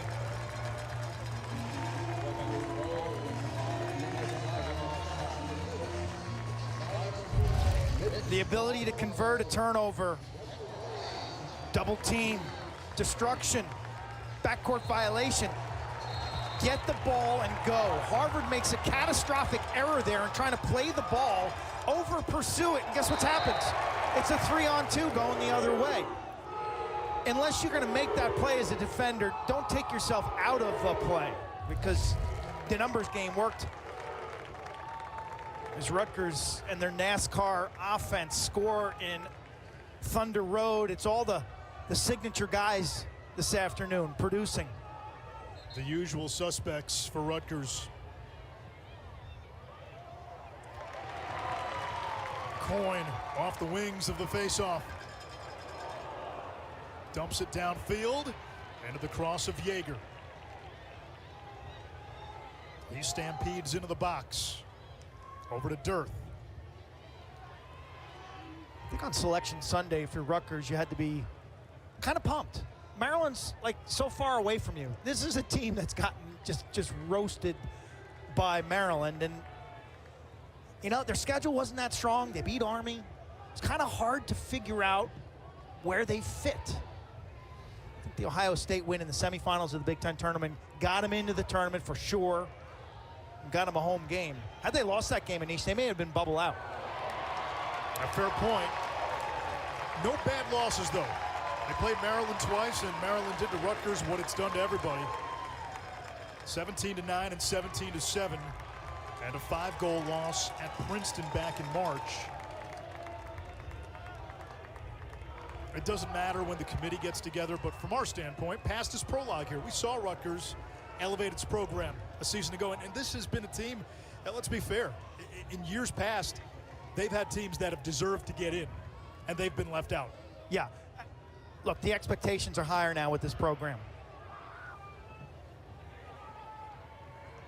I expect them to add a couple heavy hitters to their schedule next year. Listen, this is a team that is on its way to Hempstead in the quarterfinals. Barring a Harvard comeback, it'll be Rutgers-Penn next week. And should Rutgers win, they'll get to championship weekend for the first time. Bartolo, there's a save by Mullen. Mullen's been strong. He's carried his weight today. He's a senior. He's seen the program. He leaves it better than when he found it. Let's put it that way. And he's got an extra year. Kyle Mullen, like, he could end up playing for Rutgers next year, quite honestly. Like, he has a year to explore a degree somewhere, a graduate degree, and continue playing. Madronic denied by Kirst. He's got the extra year. He just can't use it at Harvard. And he's playing on a bum hamstring today. He's done his part. Offensively, there just have not been a lot of matchups Harvard has been able to win one-on-one. Botkus, the Californian. Now Isaiah Dawson. King lost it. Scooped up by Rutgers.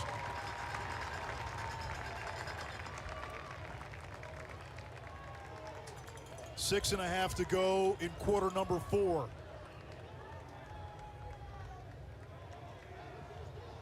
Two spots remain in the quarterfinals. Cornell and Maryland. Victors earlier today as we get a flag coming on Harvard, and now you can kill some more time. Georgetown, Delaware, the last game of round 1 tonight. Jay Alter, Don Zimmerman will have the call from the nation's capital. And the Hoyas out of the Big East, they were building towards something last year. They ran into Jurassic Park in Virginia in the quarterfinals, but the Hoyas reloaded. They used the transfer portal. They went and got Will Bowen, who is arguably the biggest get, maybe the best on-ball defender in college lacrosse. They returned Gibson Smith. They've got the best goalie in the country. There's plenty of offensive weapons. They've got a lively coach who guys want to play for in Kevin Warren, as Ross Scott tallies goal number 6, a new career high. Georgetown is for real, even though a lot of folks may not have seen them this season. Their defense is tougher than the rest. Swamp Dogs tonight on ESPNU. It's a team who has not been on television very much. Check them out. It's been the Ross Scott Show. Blinding speed. Snappy finishes. Decisive. Dominating.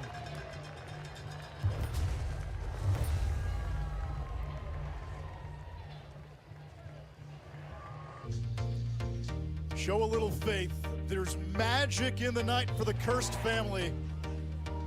Rutgers goalie Colin Kirst has been sensational in the cage in the first round 2 years in a row now. You know, I love the way he goes into that wide stance and then spring loads, explodes, and attacks the ball.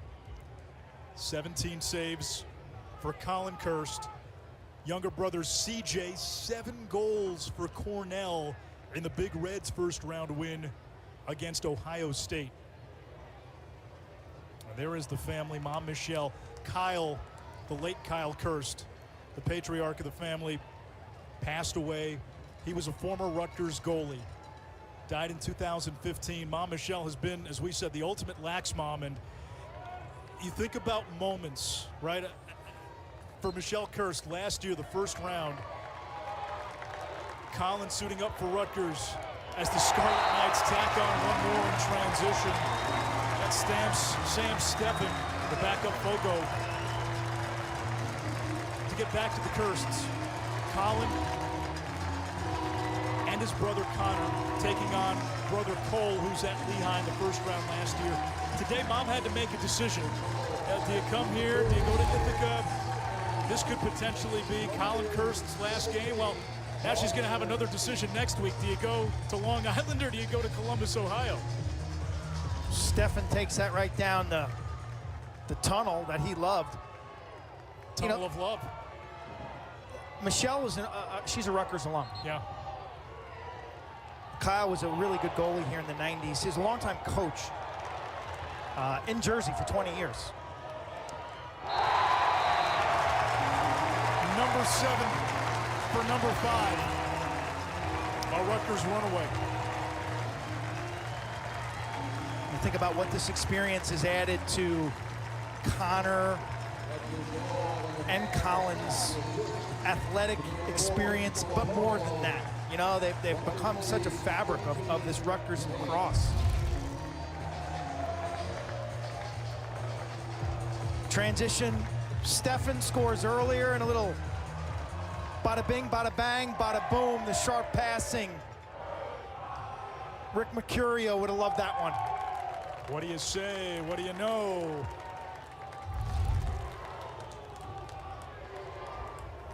Chris Cotter in the building. Oh, jeez.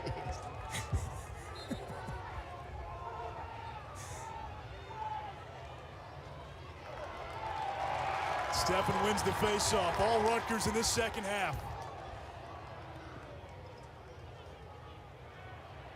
Stefan, they have 4 Fogos. They got like 5 backup goalies. It's a pretty big roster, 53 for head coach Brian Brecht. But they've used Luke Romanek at times, Michael Ott, the senior from PA, and Dehenio.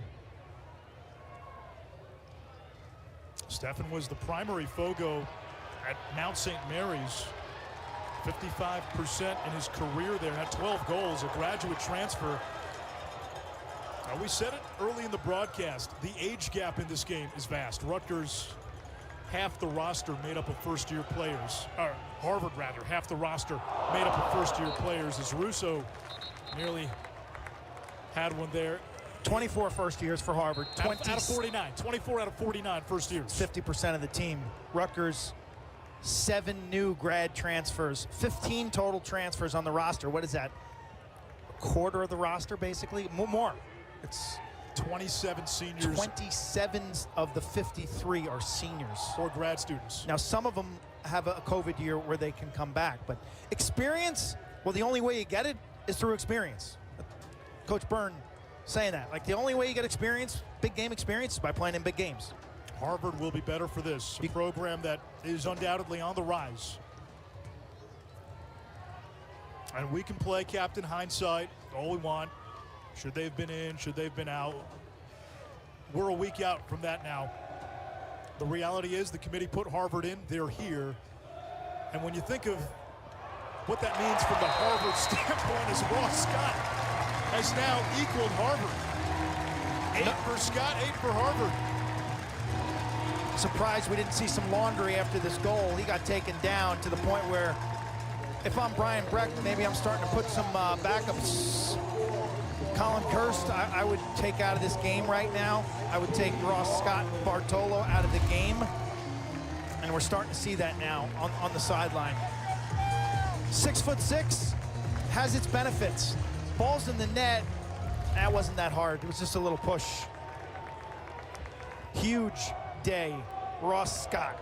Q, he's got 8 goals. I believe the NCAA tournament record for most goals in a game is 9.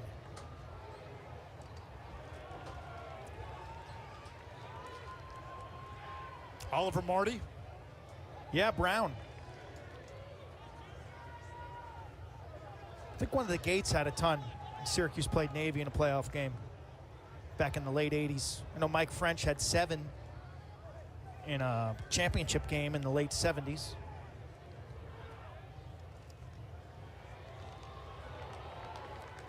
Mac O'Keefe had 9 for Penn State. Chris Cloutier had a bunch. There's one for Harvard. It's Perry. So it's Harvard 9, Ross Scott 8. This is his move. Perry, the first year out of Moses Brown, which is right across the street from Brown University. Right to left split. Did the same thing against Penn for a goal. This lot of promise for this Three Amigos line. Gaffney, Botkus, and Perry. They're going to make a name for themselves in the league. They all live together. Tell you what, you're a young player, man. Jerry Burns got this thing rolling. You get the phone call from Harvard, it's awful. It is awful hard to say no. Can be life-changing. What a Harvard education. Yeah.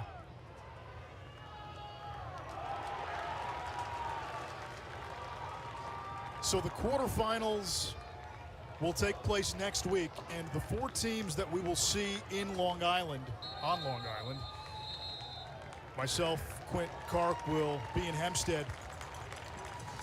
We'll have Rutgers, we'll have Penn, we'll have Yale, we'll have Princeton. It'll be Rutgers against Penn, Yale against Princeton, Maryland, Virginia, a rematch of the championship game. That'll take place at the Horseshoe in Columbus, Ohio, and that final quarterfinal game on Sunday will be Cornell against the winner of Georgetown and Delaware. Give me a quick snapshot of what you see so far in the quarterfinals. Let's start with Maryland, Virginia. I know we don't see it on the screen, but that is going to be maybe the most talked about game of this tournament, regardless of what happens championship weekend. Yeah, it's a matchup that is worthy of Memorial Day. They met on March 19th at Audi Field in Washington, D.C., where Maryland kind of dominated. If you look closer, it was still a game. They went 23-12, okay? This game will be closer. They've got a history of playing 1-goal games in the NCAA tournament. I see a low teens, 16, 15, 17, 16. I think the difference for Maryland is their defensive midfielders. They have an edge in that department. But Virginia's more healthy now, and if they can figure out Luke Weirman at the face-off dot, there's no reason to think that the Cavs can't pull the upset, beat the unbeatable Terps. 2 tickets to the Gun Show as we remind you that NCAA men's lacrosse coverage continues next weekend for the quarters. The action begins on Saturday, May 21st at noon on ESPNU. For more info on this 2022 men's lacrosse championship, visit ncaa.com, your home for all 90 NCAA championships. Rutgers and Penn haven't played since 1986. Penn, they've got to get healthier. We didn't see a whole lot of James Shipley, but he did return to the lineup. Still no Brendan Lavelle, one of their top close defenders. Tynan Walsh, who had done a nice job as that third attackman, he's done for the season. So give me a snapshot of Rutgers Penn. You got to deal with Sam Handley. Yeah, that's true. And so Rutgers is going to have to, you know, maybe double pole Penn. That is, put 2 long pole midfielders against a Handley and a Gabe Fury. It's such a top-down offense for Penn. It's Fury, Handley, Shipley up top. They got nice production now from guys like Ben Bedard and Schultz. And then they got the feared wing shooters. You got Rubin on the left side, Dylan Gagar on the right. I thought Penn survived and advanced yesterday. I didn't think it was their strongest showing. Now, the one thing Penn has, and it's something that counts for a lot this time of the year, they've got a hot goalie in Patrick Birkinshaw. He was unbelievable in Providence during both Ivy League semi and final. They're banged up. It was kind of a short week for them, you know, coming off that 2 games in 3 days. And so to get through that, they'll be better next week. They will play better next week than they played against Richmond. Yale Princeton is another regular season rematch. Yale won that game 14-12. And Matt Brandow had 8 points. He was unstoppable. Got to find a matchup. If you're Princeton, George Bond will probably draw that assignment. George was incredible yesterday. Princeton failed 7 clears in that game. You know, Yale hits you with that 10-man. I think Princeton's better at clearing against the 10-man right now. That was a high-tempo game. It was late March. There was over 100 combined shots. 50+ for both teams. And, like, Yale's defense right now, I have very little trust in Yale's defense. It's bad.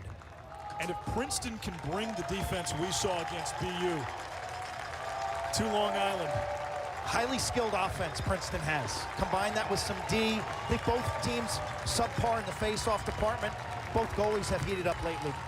Meanwhile, Rutgers convincing They jumped out to a 6-1 lead. Harvard was able to fight back. They got to within 2 at halftime. What changed in this second half for the Scarlet Knights? Ross Scott changed. and I thought they shifted the attacking point from up top or the wing to behind the goal. He's one of the fastest players and quickest players in the game. He's an Oregon native who grew up playing hockey with his dad. He was the type of player who'd dump and chase. Well, today he's put Harvard on the chase. The finalizer moves, the quick feet, the fancy feet, the emphatic finishes.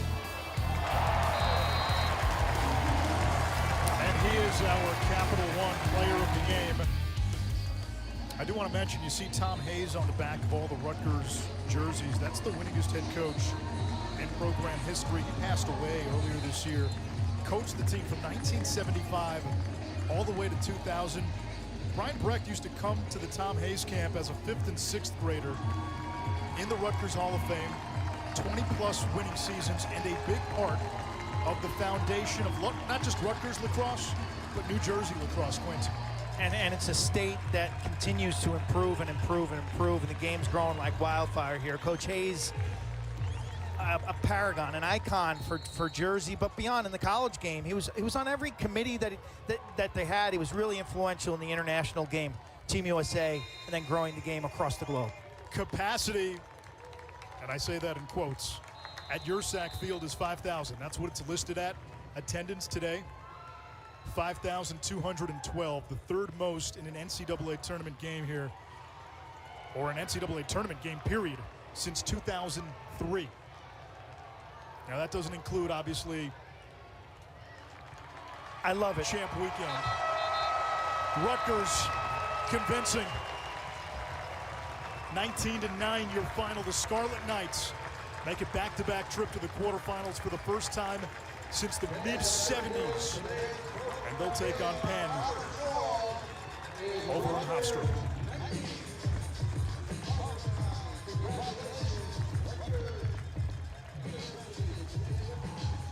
These first-round games have been riveting. Awesome to see so many fans last night at Brown and this place. And these fans got what they came for. The stars produced. Mitch Bartolo, Ross Scott, Shane Knobloch showing his moves, Ronan Jacoby with his wristers, and then the goalie, Colin Kirst. Seton Hall prep, the Lehigh transfer. He was ready to go, and his last game on campus. You could just see it in his body language during warm-ups.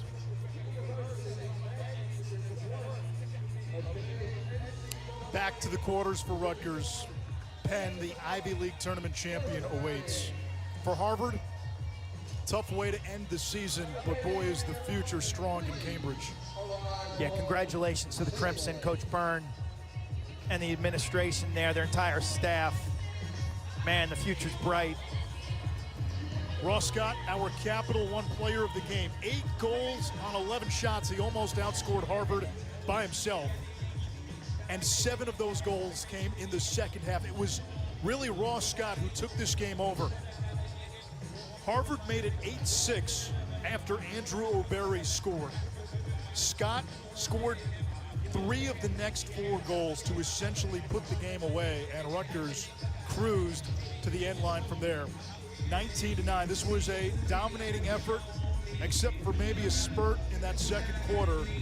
And the Scarlet Knights have a serious chance to get to championship weekend for the first time in program history next week. Scott playing with supreme confidence. I think the fire was lit in that comeback win against Penn State, because since that point, he's been a top 5 attackman nationally, and Rutgers goes back to the island, okay? That experience comes in awful handy, Anish. And guess what? A lot of the folks... They'll bring their fans. They know the drill now. Yep. They know the media drill. They know the hotel drill, the Friday practice schedule. They'll be ready. Getting to the quarters this time won't be just good enough for Rutgers. Hey, stick with us. We still have Georgetown, Delaware. We still have post-game reaction from Piscataway.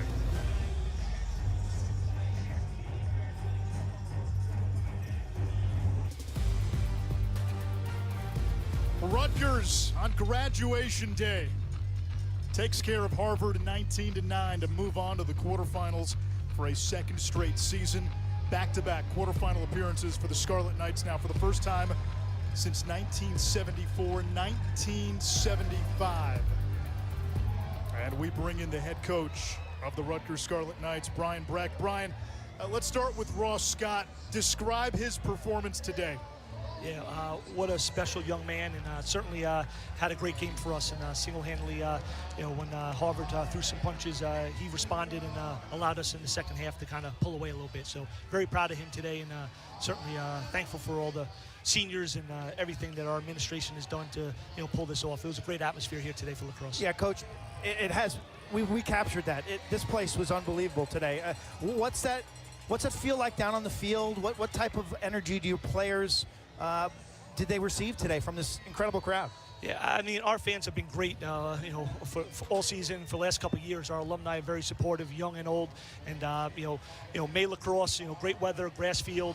To have all the New Jersey lacrosse fans come out, it was electric today, and the kids fed off it. It was a great environment. Are you going to bring these folks over to the New York side next week? I hope so. It's a quick hour-and-a-half bus trip over to Hofstra, so looking forward to seeing them on Long Island next weekend. Coach, you guys came out ready. You're up 6-1, and then, as you said, Harvard threw some punches. They're a young team. They didn't know to flinch. Next thing you know, it's 7-5 at halftime. Well, what did you discuss during the break that allowed you guys to pull away? I just think the tempo. I think we started out and we controlled the tempo. We had the ball. We were in control. I think they, had a little more possessions in the second quarter, and maybe we turned the ball over once or twice. That leads to not a lot of time on the offensive end. So as soon as we got a rhythm back, Colin Kurst was outstanding today. Best he's played this season, and we need him to be one of our anchors on the defensive end. And very proud of Jared Jean Felix on his matchup. And our rope guys have been outstanding all year, and they won their matchups today, and was very happy with the effort they gave us. And Coach, when we spoke to you earlier this week, we asked you about where does experience come into play. Clearly, there were areas when you guys hit some adversity, you were able to fight through. Now you go to the quarterfinals. Where does the experience of having been in a quarterfinal last year now come into play? Yeah, we're gonna lean on those guys again next week and this week of practice. We had 27 guys who graduated with their master's or undergraduate degrees today, and certainly they've been the backbone of our season, and we're gonna lean on them this week as we prepare for Penn. What'd you learn about being in the quarterfinals, Coach? That if you don't take care of Rutgers and you don't play well for 60 minutes, the season's over. So we like to keep this group together for as long as we can. Brian, congratulations. We'll see you next week in Hempstead. Thank you. Brian Brecht, head coach for the Rutgers Scarlet Knights. Program on the rise. 4-1 in the Big Ten this year. 14 wins now. They continue to add to a program record. He mentioned the play of his goalie, Colin Kurst. Q, you know better than anybody what play in the cage means in May. You could tell watching him warm up today that he's very much in the moment. The explosive quickness. He kind of bends his knees and gets real wide, and then he reacts with pow from pipe to pipe. He's got great movement. He was seeing the ball well, and his clearing was on point. And we're now joined by the Rutgers goalie, Colin Kurst, fifth-year senior. Captain Colin, I'm going to ask you about your brother. Do you know what your brother did today? Did anybody tell you? No, I haven't gotten to check. Okay, so I apologize for the spoiler. Cornell won, and CJ had 7 goals. Oh, geez. Love that. Team offense, though. I'm sure they weren't all one-on-ones. What went right for you today? Because you seem so locked in. Our defense, it's all credit to them. I think they were giving me great shots to look at. I thought we were sliding to things in dangerous areas, and they were banging it again. And, I had a chance to settle in, see the ball. And I think it's all credit to them, our rope unit, and just how hard they play. Colin, what was your preparation like? You've been down this road before. This was a little different in that you're playing on grass at your sack with an unfamiliar opponent. Like, kind of take the fan through how you got yourself right for this game. Yeah, so throughout the week, we actually got to practice on the new soccer facility right next to the Rutgers Center and here. So, you know, I always try and get Brian Ward, number 43. He's got a cannon. He's listed as an LSM, but he always has a short stick on him, and he's always out there on warm-ups, him and David Sprock, and they're always giving me, you know, great looks, and, you know, love playing on the grass. Brings back the high school days and playing at the CAC at Seton Hall Prep. So, yeah, it was awesome. You know, the change-up's cool. Playing in this environment, in this stadium's unreal. You know, a lot of history here, dating back, you know, to New Jersey TOC. So it was cool to play here and practice here, and you know, an unbelievable day for our squad, and one day at a time. So yeah. Colin, your mom had a decision to make. Which game do I go to? Go to watch CJ in Ithaca or come here? Where did she ultimately end up? She's here right now, so I think she got here, or I don't know if she went to that game, took a helicopter or something. I doubt it, but yeah. So. Yeah, she's here right now. It's great to see her. So where will she be next week? Because your brother's going to be in Columbus. Oh, I don't know. That's a question for her. She can do both. She can do both. Maybe, I guess. Well, hey, Colin, we look forward to seeing you on Long Island next week. Congratulations getting back to the quarterfinals and a terrific performance today. Thank you. It means a lot. Really appreciate it. Colin Kirst, 17 saves. Stonewall in the cage. He's done this now 2 years in a row in the first round. And more than just saves. I thought his rebound control, his outlet passes, and some ground balls. What do you have? 6 ground balls in the first half alone. He becomes that extra defender, the 7th man. Rutgers, a 19-9 first round winner against Harvard. The Scarlet Knights will take on Penn in the quarterfinals next week. We're back with more.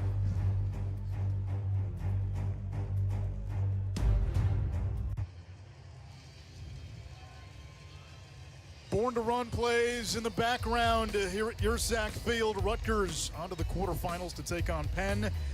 We have one first-round game left. It's coming up next in just a few minutes. Jay Alter, Don Zimmerman have the call in D.C.